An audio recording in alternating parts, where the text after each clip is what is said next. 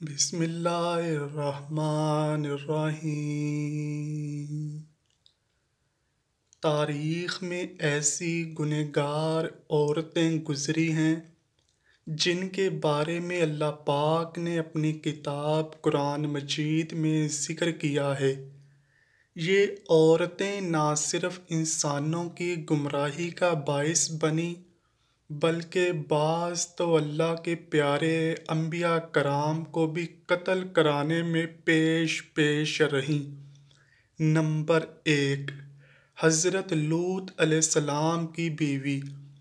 حضرت لوط علیہ السلام کی بیوی اردن اور اسرائیلی سرحدوں پر، جہاں آج ڈیڈ سی نمکین پانی کی جھیل موجود ہے، نمک سے بھری اس جھیل میں آج زندگی کا کوئی نام و نشان نہیں ہے۔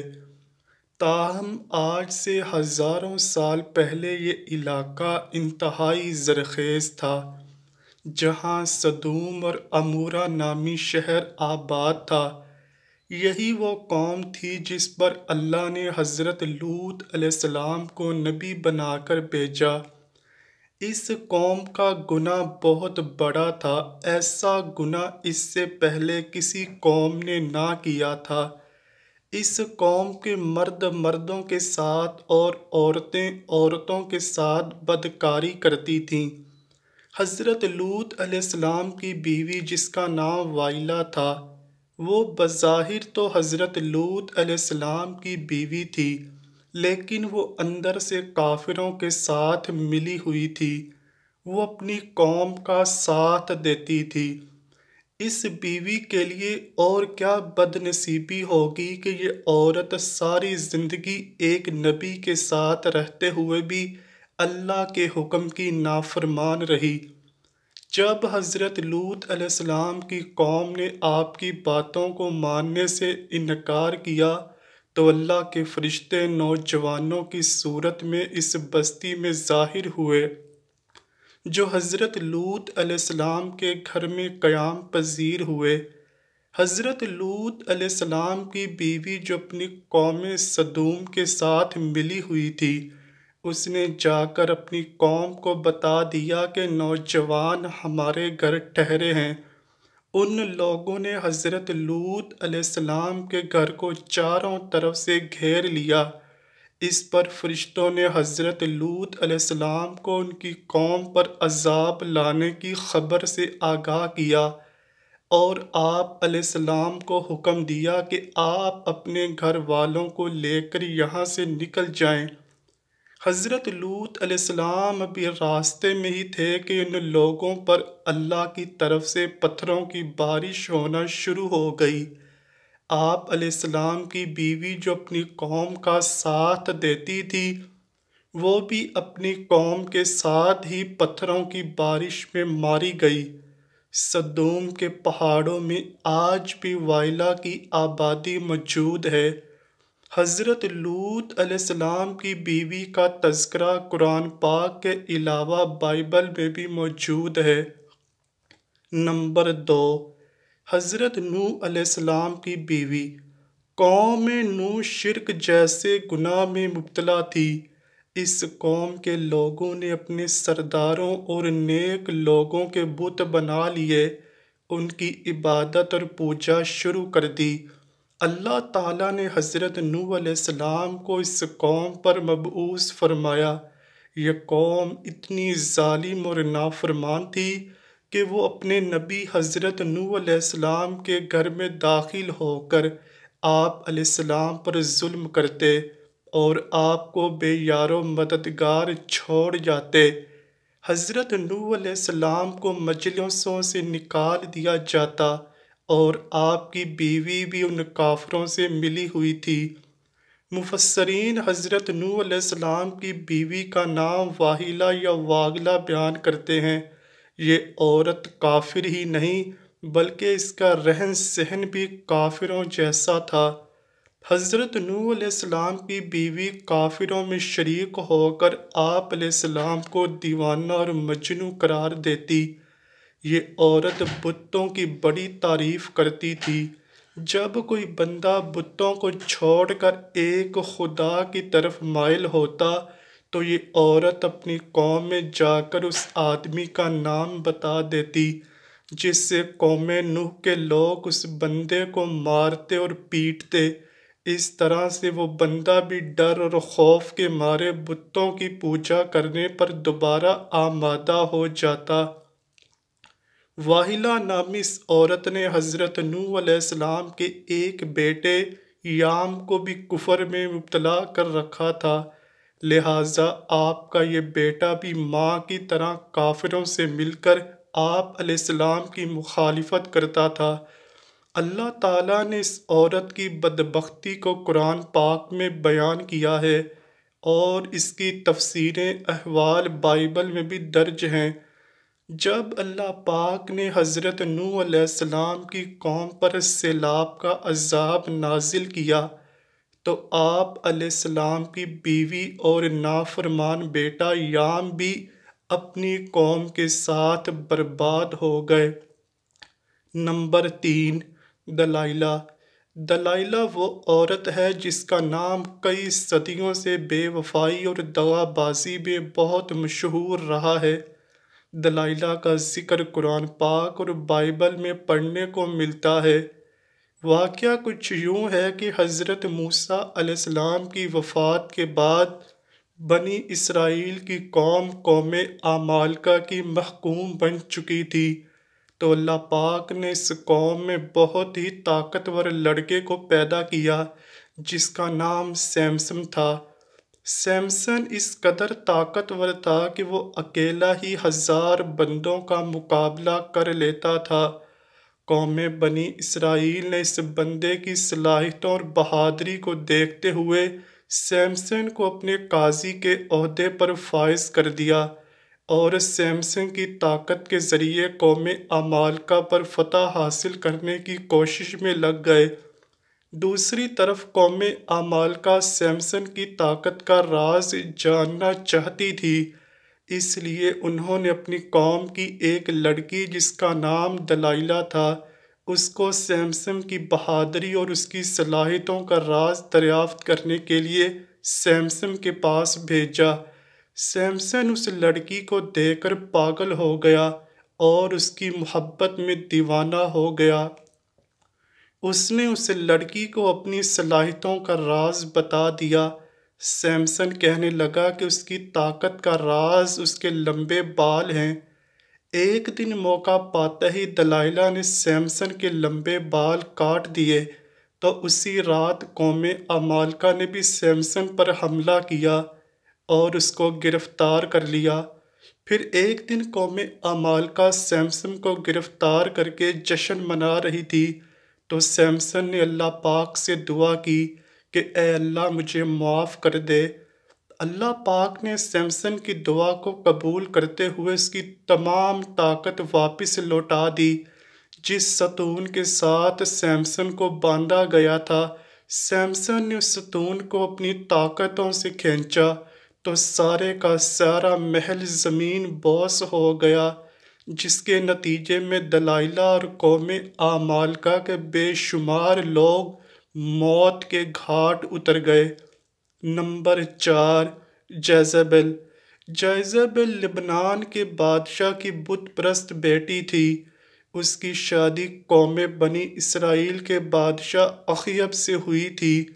جیزبل نے نہ صرف اخیب کو بت کی پوجا پر لگایا بلکہ تمام ریاست میں ایک خدا کو ماننے کی بجائے بے شمار بت بنا دیے گئے تاکہ لوگ ان بتوں کی پوجا کرتے ہوئے گمراہی سے باہر ہی نہ نکلیں۔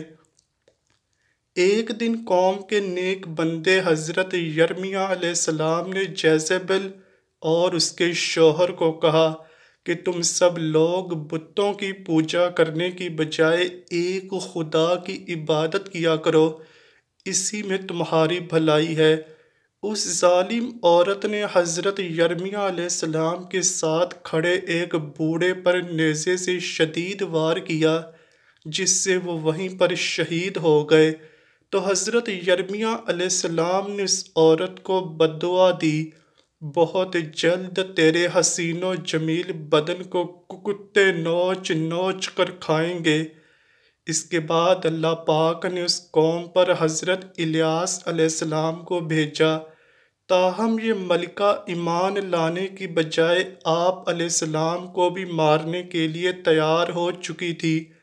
پھر ایک دن حضرت یرمیہ علیہ السلام کی بددعا رنگ لائی اور ملک اسرائیل پر سرحدوں کے قبائلی وحشیوں نے حملہ کر دیا۔ ان لوگوں نے ملکہ جیزبل کو زخمی حالت میں سڑک پر پھینک دیا، یہاں تک کہ بہت سے جنگلی کتے جیزبل کے ارد گرد جمع ہو گئے۔ کتوں نے اس لاش کو نوچ نوچ کر کھایا۔ نمبر 5، عطالیہ۔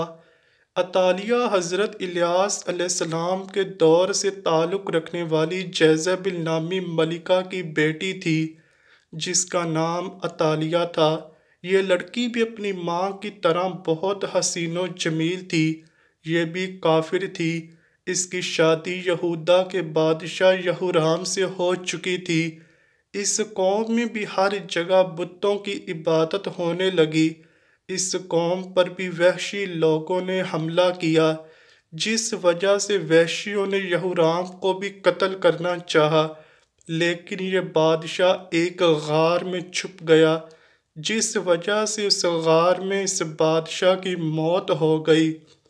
جب وحشی ملکہ عطالیہ اور اس کی بیٹی اغزالیہ کو بھی اپنے ساتھ لے گئے، ان ماں بیٹیوں کو بہت زیادہ ذلیل و رسوا کرنے کے بعد دونوں کو آزاد کر دیا۔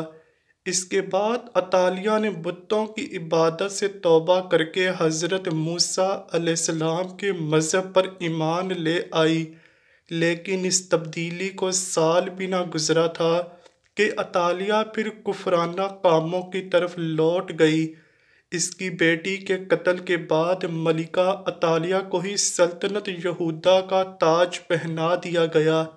اس نے اپنی دولت کے نشے میں آ کر اپنے پوتوں کو قتل کروایا، پھر اپنی رعایا پر ظلم و ستم کرنے لگی، تاہم اس کا ایک پوتا جو اس سے جان بچانے میں کامیاب ہو گیا تھا، یہودا کے لوگوں نے اسے اپنا بادشاہ بنا لیا۔ یہ ملکہ عطالیہ اپنے محل کے باہر اپنی ہی قوم کے ہاتھ بہت ہی ذلیل و رسوا ہو کر مر گئی۔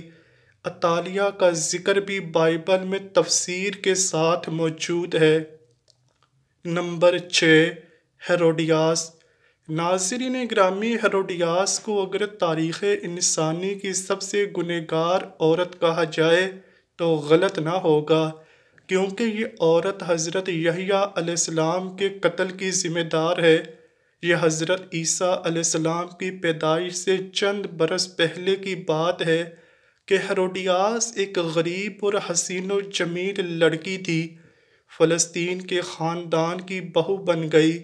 ابتدا میں اس کی شادی شہنشاہ کے دوسرے بیٹے ہیروڈ سے ہو گئی اور اسی ہیروڈیاس کے گھر ایک لڑکی پیدا ہوئی۔